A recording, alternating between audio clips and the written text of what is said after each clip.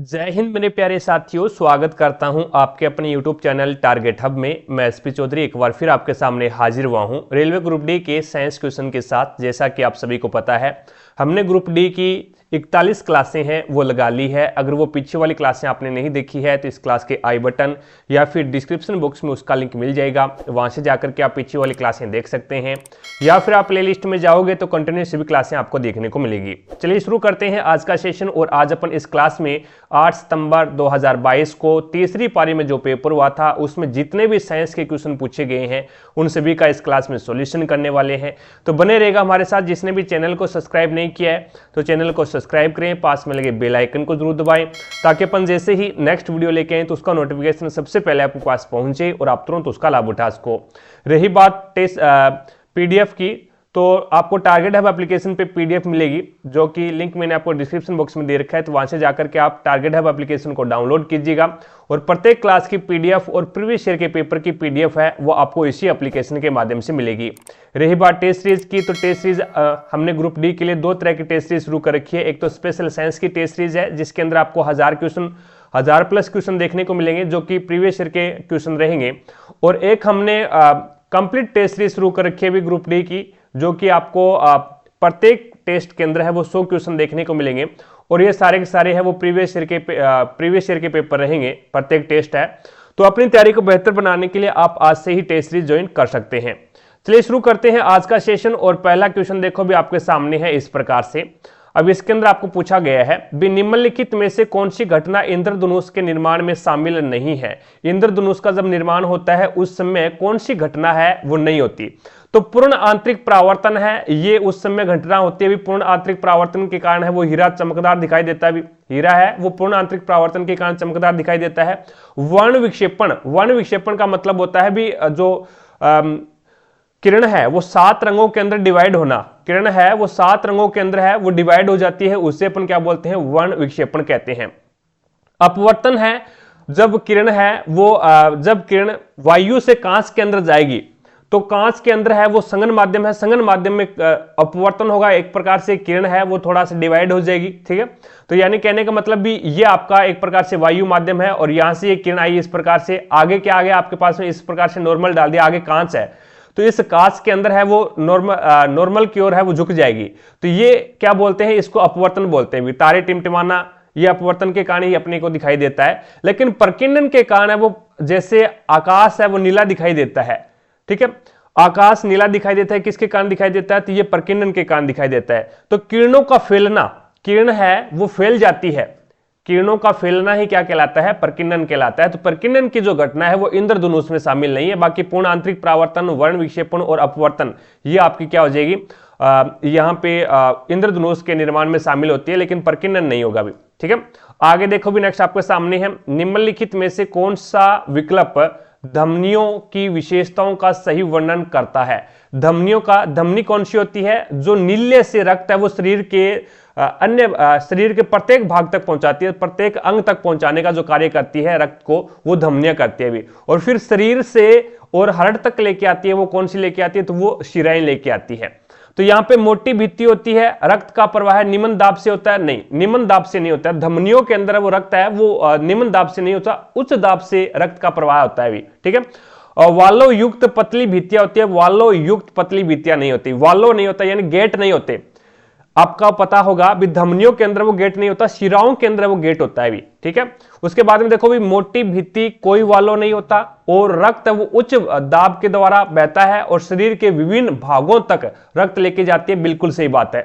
वालो युक्त पतली भित्ति, वालो युक्त नहीं होती भी, यानी कोई भी गेट है वो कोई भी चेंबर नहीं होता अपनी धमनियों के अंदर। ठीक है, तो यहां पे आपका 3 नंबर ऑप्शन है वो बिल्कुल राइट आंसर हो जाएगा। चीजें समझे क्या आप, तो 3 नंबर ऑप्शन है वो बिल्कुल राइट आंसर हो जाएगा। नेक्स्ट क्वेश्चन पे लेके चलता हूं। अगला क्वेश्चन देखिएगा, अगला क्वेश्चन आपके सामने, इसमें बोला गया भी चित्र ए और चित्र बी का ध्यानपूर्वक अध्ययन कीजिए और बताइए कि चित्र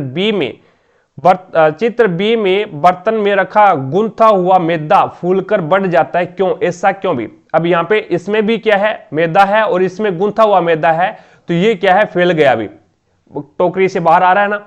तो यहां से अपने पास में क्या है, अब इसके अंदर ऑप्शन आपको दे रखा है भी लैक्टिक अम्ल के उत्पादन के कारण है वो आयतन में वृद्धि होगी, नहीं। श्वसन के दौरान उत्सर्जित कार्बन डाइऑक्साइड के कारण है वो आयतन में वृद्धि होगी, बिल्कुल सही बात है। और जल के उत्पादन के कारण है वो आयतन नहीं, जल के उत्पादन के कारण है वो आयतन में वृद्धि नहीं हुई। एल्कोहल के उत्पादन के कारण है वो आयतन में वृद्धि होगी, नहीं।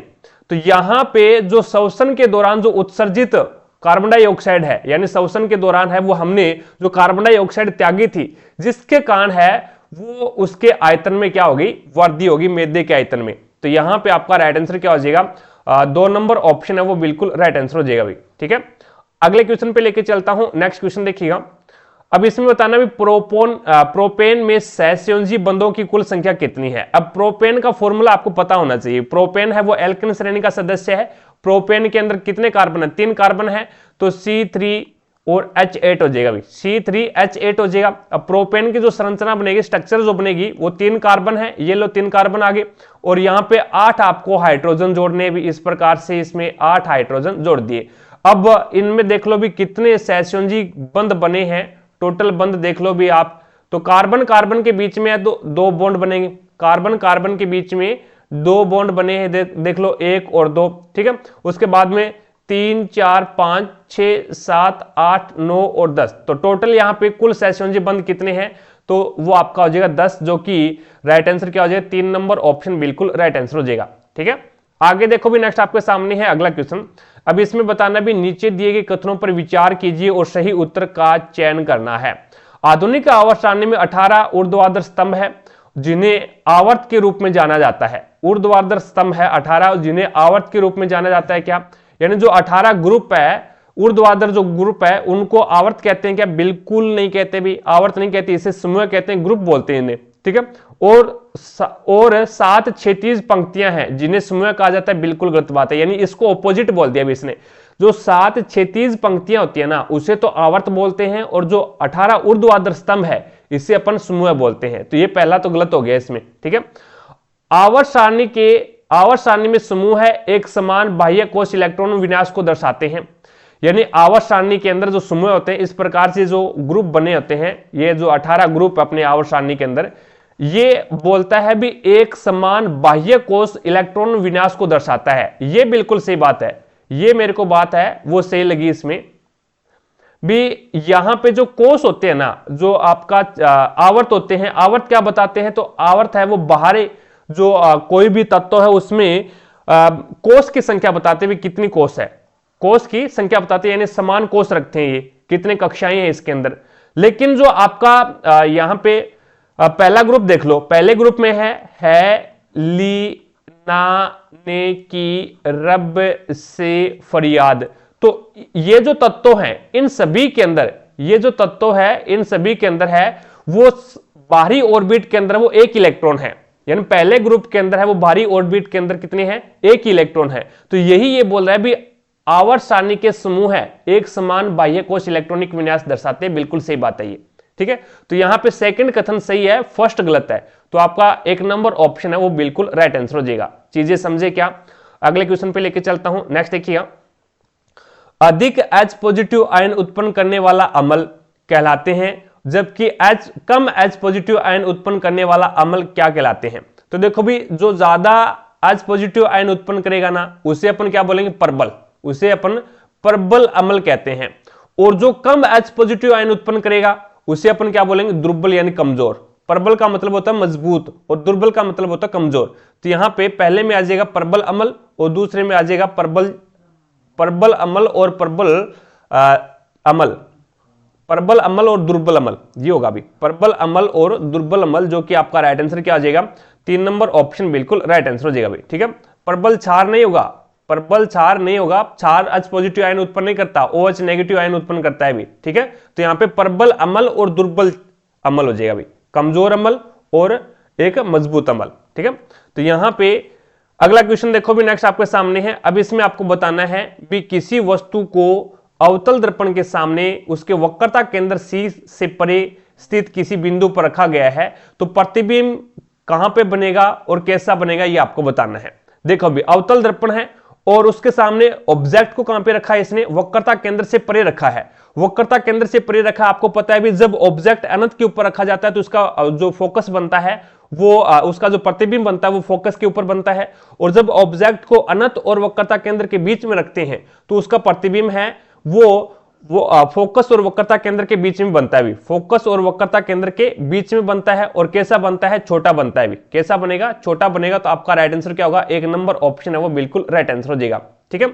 और पहली कंडीशन के अंदर जब अनंत पे रखते हैं तो फोकस के ऊपर बनता है, तो उस समय बिंदु साइज का बनेगा, एकदम छोटा बनेगा भी। ठीक है। लेकिन जब यहां पे अनंत और वक्रता केंद्र के बीच में जब वस्तु को रखा जाता है तो उसका प्रतिबिंब है वो फोकस और वक्रता केंद्र के बीच में बनता है और छोटा बनता है भी। और कैसा बनता है? वास्तविक प्रतिबिंब बनता है। और वास्तविक को हमेशा क्या बोलते हैं? उल्टा बोलते हैं। आगे देखो भी, नेक्स्ट आपके सामने है अगला क्वेश्चन। तापन द्वारा की जाने वाली अपघटन अभिक्रिया क्या कहलाती है? ताप देकर के अपघटन जो अभिक्रिया की जाती है, ताप देकर के, जैसे जर्डन CO3 है। अभी इसको हमने ताप दिया तो ये हो गया आपके पास में ZnO यानी जिंक ऑक्साइड प्लस में CO2 कार्बन डाइऑक्साइड, ये बन गया। तो ये कौन सी है? तो ये ताप देकर के हमने क्या करवाया? अपघटन अभिक्रिया करवाई है ये। तो उससे अपन क्या बोलते हैं? तो उष्माक्षेपी अभिक्रिया बोलते हैं, या फिर उष्मीय अपघटन अभिक्रिया बोलते हैं, या फिर प्रकाश रासायनिक अपघटन अभिक्रिया बोलते हैं, या फिर विद्युत अपघटन अभिक्रिया बोलते हैं। तो उससे अपन बोलते हैं उष्मीय अपघटन अभिक्रिया। क्या बोलते हैं? उष्मा देकर के हमने करवाया तो उष्मीय अपघटन अभिक्रिया। अब बात करते हैं विद्युत अपघटन अभिक्रिया कौन सी होती है? जिसके अंदर विद्युत धारा देकर के, जैसे हमारे पास में H2O जल है, अब इसमें हमने विद्युत धारा प्रवाहित की तो इसमें से H2 अलग हो जाएगा और H2 अलग हो जाएगा प्लस में O2 अलग हो जाएगा। तो ये क्या है? एक प्रकार से आपकी विद्युत धारा प्रवाहित करके हमने अपघटन करवा दिया। और इसमें प्रकाश रासायनिक अपघटन कौन सा हो गया? तो प्रकाश रासायनिक यानी सूर्य के प्रकाश में, जैसे हमारे पास में HgCl है यानी सिल्वर क्लोराइड है, और सिल्वर क्लोराइड को जब अपन क्या सूर्य के ताप पे रख देंगे, सूर्य के प्रकाश में इसको रख देंगे तो ये क्या हो जाएगा भी? Hg इसमें अलग हो जाएगा और क्लोराइड है वो, क्लोरीन है वो अलग हो जाएगा भी। तो ये कौन सी है? तो ये प्रकाश के द्वारा है वो इसका अपघटन हो गया। तो यहां पे आपका राइट आंसर क्या हो जाएगा? 3 नंबर ऑप्शन बिल्कुल राइट आंसर हो जाएगा। ठीक है। आगे देखो भी, नेक्स्ट आपके सामने है अगला क्वेश्चन। अब इसमें आपको बताना भी, पौधों में परिवहन की प्रक्रिया के लिए मुख्यतः विसरण उत्तरदायी होते हैं। हालांकि कुछ पदार्थों के परिवहन के लिए ऊर्जा की आवश्यकता होती है। कौन सा विकल्प एटीपी से प्राप्त ऊर्जा का उपयोग करके परिवहन किए गए पदार्थों को दर्शाता है? अब यहां पे देखो भी एक बात भी, जब अपन जल का परिवहन करते हैं ना, जल का परिवहन करते हैं यानी एक स्थान से दूसरे स्थान पर जल को पहुंचाते हैं, तो उसमें है वो हमें क्या है? ऊर्जा की आवश्यकता नहीं होती। ऊर्जा की आवश्यकता नहीं होती। ये अंतराण्विक बलों के द्वारा है वो ऑटोमेटिक ही चला जाता है भी। ठीक है। ये अंतराण्विक बलों के द्वारा या फिर विसरण के द्वारा है वो चला जाता है। लेकिन जब अपन क्या करते हैं? जब अपन खाद्य यानी भोजन को एक स्थान से दूसरे स्थान पर जब इसको लेके जाते हैं ना, तब हमें क्या है? ऊर्जा की आवश्यकता होती है। तब हमें क्या है? ऊर्जा की आवश्यकता होती है। तो केवल अमीनो अम्ल नहीं, जल, खनिज और भोजन नहीं, जल और खनिज, जल तो नहीं होगा भाई इसमें, जल तो अपने को चाहिए नहीं। केवल एमिनो अम्ल और भोजन, एमिनो अम्ल और हार्मोन्स। तो इसके अंदर है वो भोजन, एमिनो अम्ल और हार्मोन्स हो जाएगा भाई। ठीक है। जल नहीं आएगा इसके अंदर, भोजन है, एमिनो अम्ल है और हार्मोन है। इनका जब अपन क्या करते हैं? परिवहन करते हैं, तो उसके लिए हमें क्या है? ऊर्जा की आवश्यकता होती है भी, जो कि एटीपी के रूप में हमें ऊर्जा मिलती है, जिसके द्वारा है वो हम एक स्थान से दूसरे स्थान पर क्या है? इनका पौधे है वो क्या करते हैं भी? परिवहन करते हैं। पौधों की बात चल रही है इसके अंदर। तो पौधे जल का जो परिवहन करता है वो तो अंतराण्विक बलों के द्वारा और विसरण के द्वारा चला जाता है एक स्थान से दूसरे स्थान पर। लेकिन भोजन को जब एक स्थान से दूसरे स्थान पर लेके जाएंगे पौधे ना, तो उसको ऊर्जा की आवश्यकता होगी। तो 4 नंबर ऑप्शन आपका बिल्कुल राइट आंसर हो जाएगा। आगे देखो भी, नेक्स्ट आपके सामने है, किसी वस्तु को एक अवतल लेंस के मुख्य एक्स पर अनंत और उसके प्रकाशीय केंद्र O के बीच में रखा गया है, तो किसी बिंदु पर रखा गया है, तो इसका प्रतिबिंब, इसका जो निर्मित प्रतिबिंब है वो क्या होगा? अब आपको पता है भी, बात इसकी अवतल लेंस की चल रही है भी, और अवतल लेंस के अंदर है वो आपके पास में 2 ही कंडीशन होती है भी। अवतल दर्पण की नहीं चल रही, अवतल लेंस की बात चल रही है यहाँ पे। अवतल लेंस के अंदर 2 ही कंडीशन होती है भी, और दोनों ही कंडीशन के अंदर है वो आभासी प्रतिबिंब बनता है भी। कैसा बनता है? आभासी प्रतिबिंब बनता है। और आभासी प्रतिबिंब, और वो कैसा होता है भी? ये आपका वस्तु से छोटा होता है, यानी कैसा होता है? वस्तु से छोटा होता है। और आभासी प्रतिबिंब को क्या बोलते हैं? सीधा। तो दोनों ही कंडीशन में क्या बनेगा, ये वस्तु से छोटा प्रतिबिंब बनेगा, आभासी प्रतिबिंब बनेगा और सीधा बनेगा। तो वास्तविक नहीं बनेगा और वास्तविक नहीं बनेगा। और इसने बोला भी आभासी और बड़ा, तो आभासी और बड़ा भी नहीं बनेगा, तो आभासी और छोटा आपका राइट आंसर हो जाएगा। तो आपका राइट आंसर क्या हो जाएगा, 2 नंबर ऑप्शन है वो बिल्कुल राइट आंसर हो जाएगा भाई। आगे देखो नेक्स्ट आपके सामने, ब्लीचिंग पाउडर इनमें से कौन सा गुणधर्म प्रदर्शित नहीं करते हुए। तो ब्लीचिंग पाउडर है, क्या होता है bleaching powder, CaO, CaOCl2 calcium oxychloride को अपन क्या बोलते हैं, ब्लीचिंग पाउडर बोलते हैं। ब्लीचिंग पाउडर का निर्माण कब होता है, जब बुझे हुए चूने के अंदर CaOH की ट्वाइस यानी कैल्शियम हाइड्रोक्साइड होता है बुझा हुआ चूना, जब इसके अंदर क्लोरीनीकरण करते हैं तो क्या बनता है आपके पास में CaOCl2 बन जाता है, प्लस में H2O जल बन जाता है। तो ये कौन सी अभिक्रिया है, तो यहां पे ब्लीचिंग पाउडर उत्पन्न करने की अभिक्रिया भी, ठीक है। अब ब्लीचिंग पाउडर कौन सा गुणधर्म है वो प्रदर्शित नहीं करता, ये आपको बताना है भी। अपचायक का जो क्रिया है अपचायक की, वो यहां पे प्रदर्शित नहीं करेगा भी ब्लीचिंग पाउडर, ठीक है। बाकी सारी की सारी है वो क्रियाएं शो करेगा भी। कपास के रेशे के विरंजन के लिए यानी स्पाई के लिए, और जल शोधन के लिए, जल का शोधन करने के लिए भी विरंजक चूर्ण ब्लीचिंग पाउडर का यूज किया जाता है। और ऑक्सीकारक के रूप में भी इसका यूज किया जाता है भी, ऑक्सीकारक के रूप में भी इसका यूज किया जाता है। लेकिन अपचायक का गुणधर्म है वो प्रदर्शित नहीं करता भी, ठीक है। तो आपका यहाँ पे राइट आंसर क्या हो जाएगा, 1 नंबर ऑप्शन है वो बिल्कुल राइट आंसर हो जाएगा। आगे देखो नेक्स्ट आपके सामने है अगला क्वेश्चन, निम्न में से कौन सी धातु प्रकृति में सर्वाधिक धात्विक है, कौन सी धातु है वो प्रकृति में सबसे ज्यादा है वो धात्विक गुण प्रदर्शित करती है। तो सीजियम है वो सबसे ज्यादा क्या है, धात्विक है। आपको पता है भी आवर्त सारणी के अंदर है वो एक नियम होता है भी, जब आप बाएं से दाईं ओर जाते हैं, बाएं से दाईं ओर जाते हैं तो धात्विक गुण है वो क्या होगा, घटेगा भी, धात्विक गुण घटेगा। और जब आप ऊपर से और नीचे की ओर जाते हैं आवर्त सारणी में तो आपका धात्विक गुण है वो क्या होता है, बढ़ता है, धात्विक गुण आपका बढ़ता है। तो सीजियम है वो आपका क्या है, पहले ही सीजियम है वो आपका पहले ही ग्रुप के अंदर और नीचे नीचे आता है भी। देखो है ली ना ने की और रब से और फरियाद फ्रांसियम, तो सीजियम है वो आपका क्या है, नीचे नीचे आ रहा है। तो इसका मतलब सबसे ज्यादा धात्विक कौन सा है, सीजियम हो जाएगा, जो कि आपका राइट आंसर हो जाएगा, वो हो जाएगा 2 नंबर ऑप्शन, ठीक है। आगे देखो भी नेक्स्ट आपके सामने है अगला क्वेश्चन। अब इसमें बताना भी मानवों के सामान्यतः प्रकुंचन और अनुस्तिलन दाब कितना होता है। प्रकुंचन का मतलब होता है सिस्टोलिक, प्रकुंचन का मतलब क्या होता है, सिस्टोलिक और डायस्टोलिक दाब पूछा है इसने, बीपी नहीं होती क्या, बीपी, वो सिस्टोलिक दाब यानी संकुंचन, प्रकुंचन बोल दे या फिर संकुंचन। संकुंचन होगा, धमनियों का जब संकुंचन होगा तो क्या होगा, प्रेशर ज्यादा होगा और ब्लड का प्रेशर कितना हो जाता है 120, और इसको मापते हैं mmHg के अंदर, mmHg के अंदर इसको मापा जाता है। तो 120 हो जाएगा। और उसके बाद में जब अनुस्तिलन दाब है, यानी जब यहां पे नील्य के अंदर है वो रक्त आता है, नील्य के अंदर है वो रक्त आता है तो अनुस्तिलन दाब हो जाता है, यानी धमनियों का जो संकुंचन है वो कम होगा।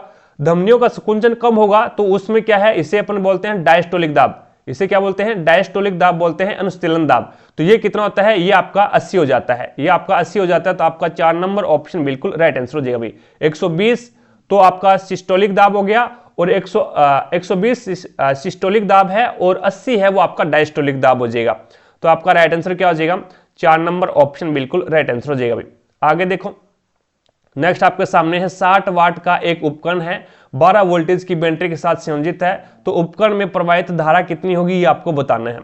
तो आपको पता है भी फॉर्मूला होता है P बराबर VI, ये फॉर्मूला होता है। यहां से I अपन निकाल सकते हैं, I बराबर क्या हो जाएगा, तो P अपॉन में V हो जाएगा, P अपॉन में V हो जाएगा। तो यहाँ पे P आपके पास में कितना है, पावर कितनी है 60 है, और V कितना आपके पास में 12 है। तो 12 कम 12, 12 5 60, तो आपके पास में 5 एम्पियर है वो कितनी आ जाएगी, धारा आ जाएगी, जो कि 3 नंबर ऑप्शन बिल्कुल राइट आंसर हो जाएगा भाई, ठीक है। आगे देखो भी नेक्स्ट आपके सामने है अगला क्वेश्चन। अब इसके अंदर आपको बताना भी एक अवतल दर्पण 8 सेंटीमीटर त्रिज्या वाले गोले के पृष्ठ के भाग से बनाया गया है, इसका मुख्य फोकस उसके ध्रुव से कितनी दूरी पर होगा। अब आपको यह बात पता है भी, जब वक्रता त्रिज्या आपको दे रखी है, वक्रता त्रिज्या कितनी दे रखी है, 8 सेंटीमीटर दे रखी है वक्रता त्रिज्या, ठीक है। वक्रता त्रिज्या 8 सेंटीमीटर दे रखी है, तो फोकस दूरी है वो वक्रता त्रिज्या की आधी होती है भी, फोकस दूरी है वो वक्रता त्रिज्या की आधी होती है। तो वक्रता त्रिज्या 8 है तो फोकस दूरी कितनी हो जाएगी 4 सेंटीमीटर। तो आपका यहाँ पे राइट आंसर क्या होगा 3 नंबर ऑप्शन है वो बिल्कुल राइट आंसर हो जाएगा।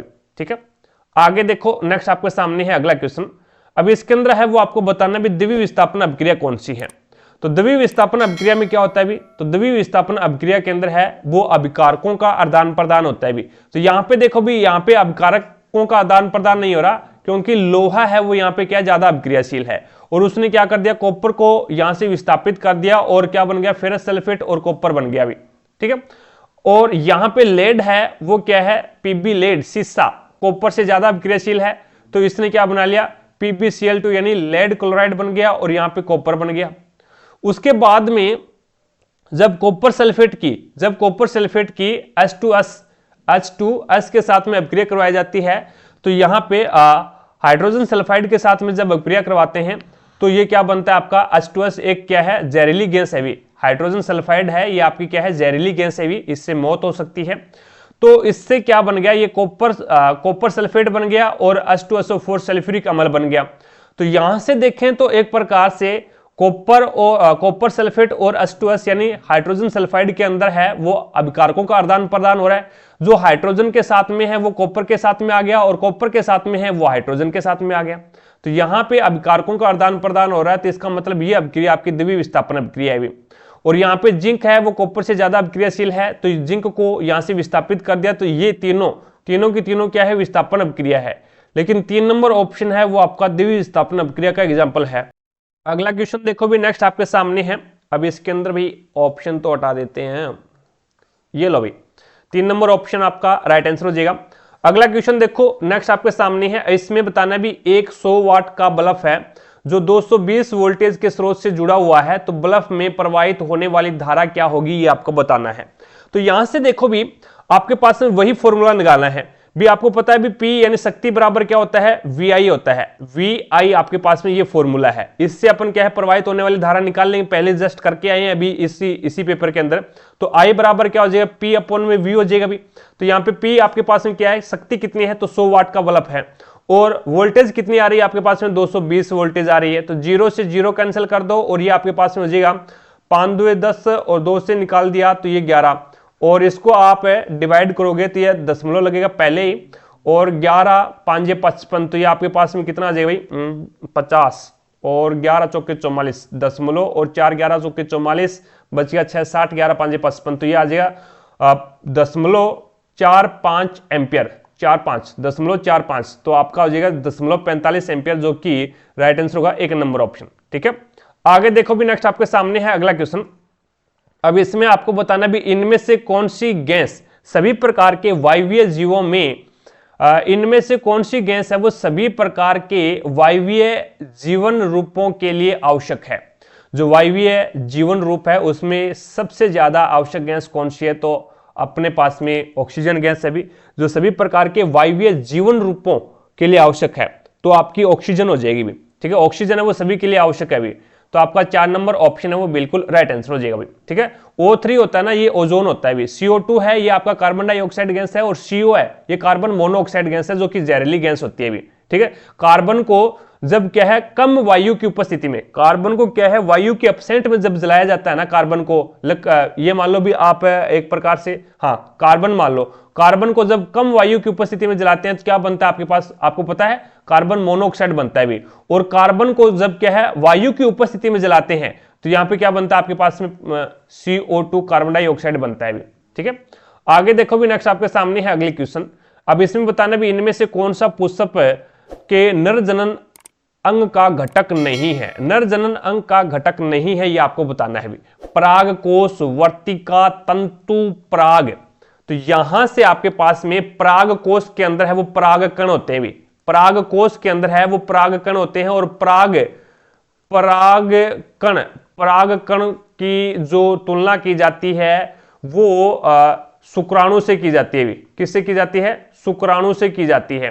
तो इसमें वर्तिका है ना ये है वो नर जनन अंग का भाग नहीं है, क्योंकि जैसे अपन यहां पे इस प्रकार से एक डायग्राम बनाते हैं उसके द्वारा मैं आपको समझाना चाहूंगा भी। ये ऊपर वाला है ये वर्तिका है, ये वर्तिकाग्र है, ये आपका वर्तिकाग्र है, ये बीच वाला है ये आपका वर्तिका, ये वर्तिका हो जाएगा, और ये आप अंडाशय, ये है वो अंडाशय है, और अंडाशय में आपको पता है भी क्या होता है, बीजांड होता है।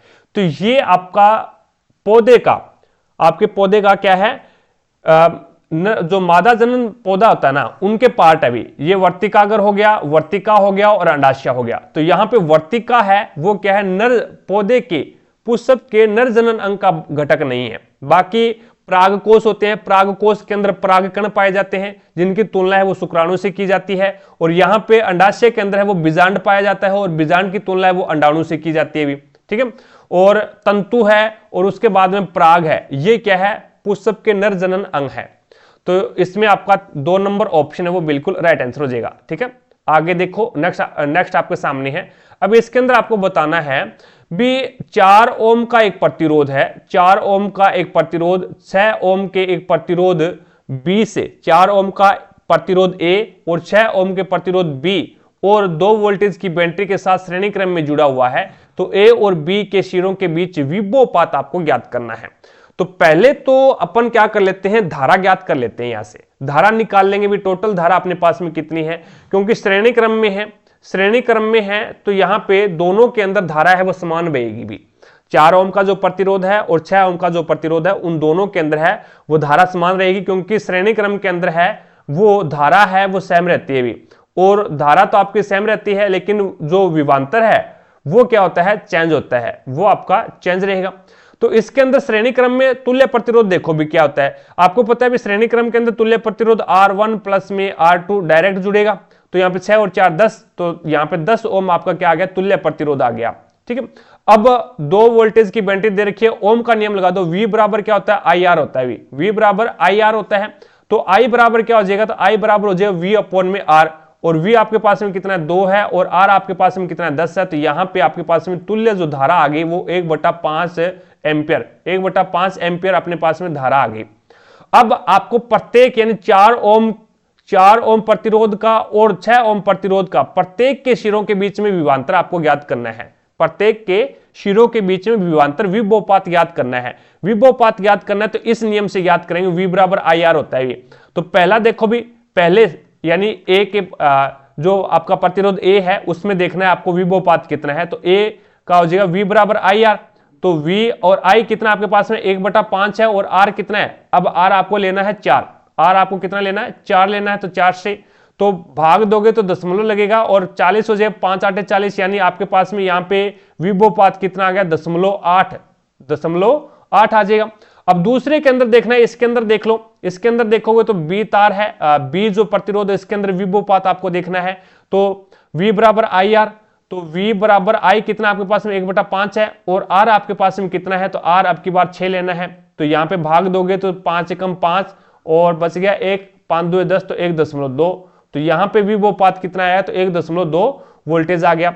तो इसमें 0.8 वोल्टेज और 1.2 वोल्टेज, तो आपका राइट आंसर क्या होगा, 4 नंबर ऑप्शन है वो बिल्कुल राइट आंसर होगा।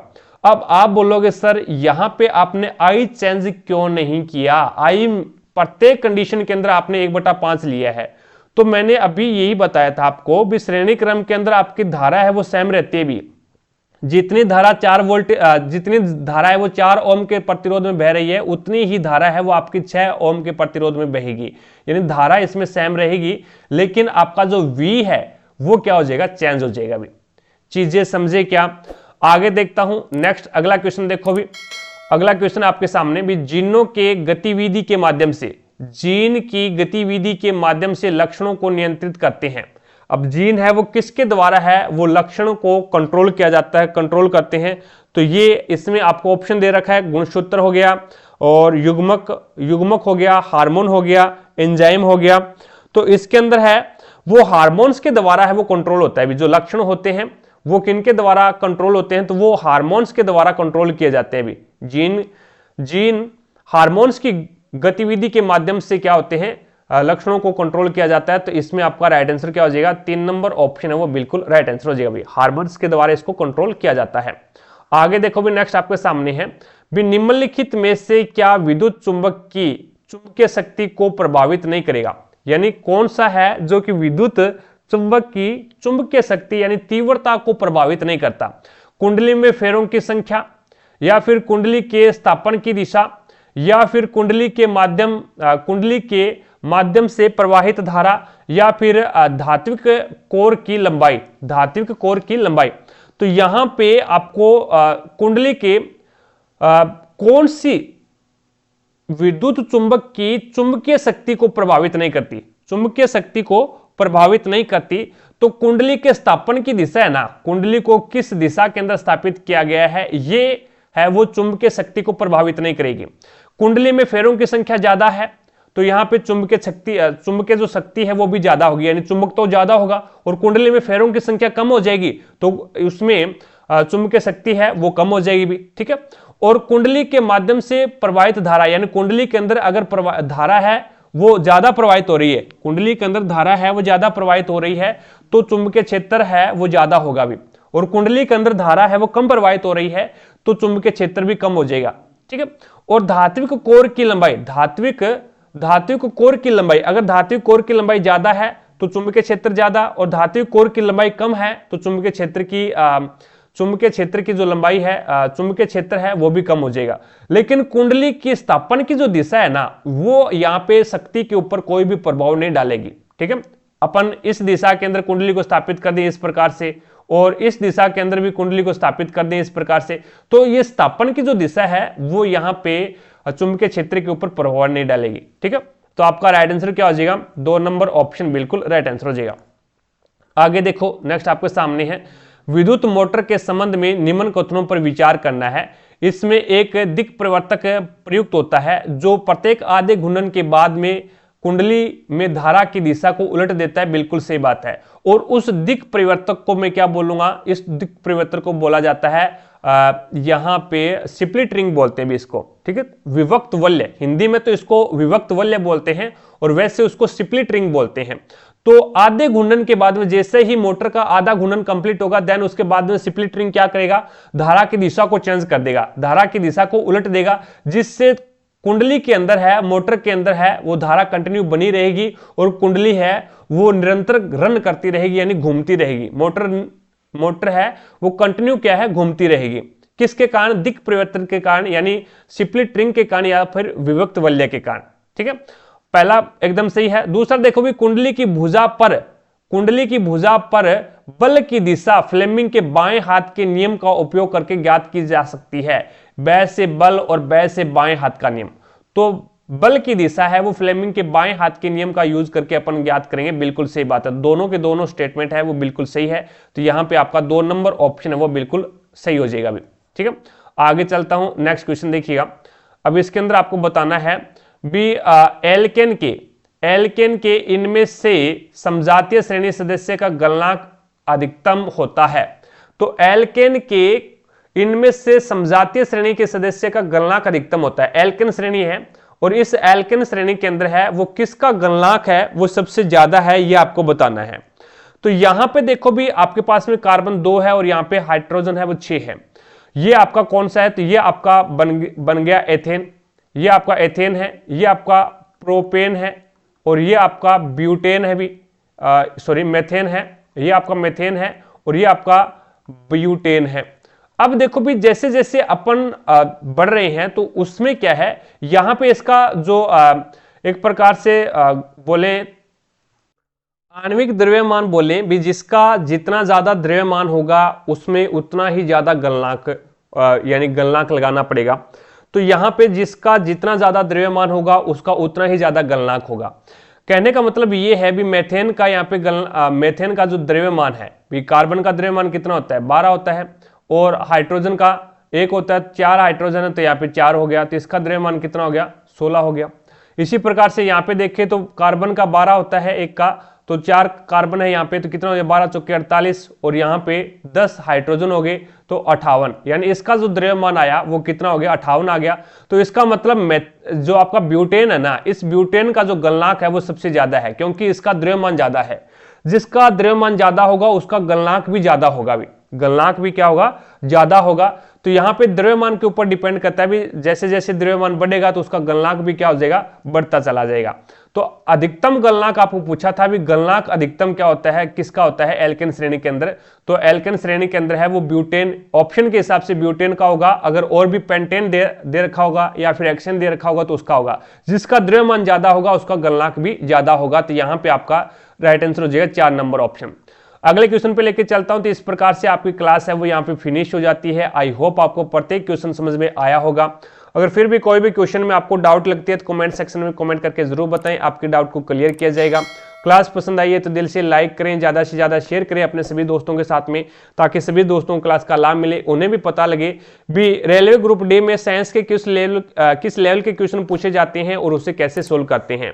रही बात पीडीएफ की, पीडीएफ आपको टारगेट हब एप्लीकेशन पे मिलेगा, लिंक इसका डिस्क्रिप्शन बॉक्स में दे रखा है, तो वहां से जाकर के एप्लीकेशन को डाउनलोड कीजिएगा और प्रत्येक क्लास की पीडीएफ और प्रीवियस ईयर के पेपर की पीडीएफ है वो आपको इसी एप्लीकेशन के माध्यम से मिलेगी।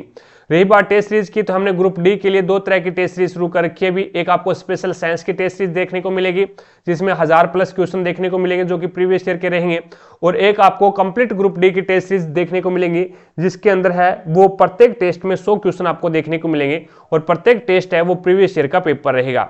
तो अपनी तैयारी को बेहतर बनाने के लिए आप आज से ही टेस्ट सीरीज ज्वाइन कर सकते हैं। तो आज की क्लास में इतना ही, भी मिलेंगे अपन नेक्स्ट क्लास में, तब तक के लिए जय हिंद, जय भारत।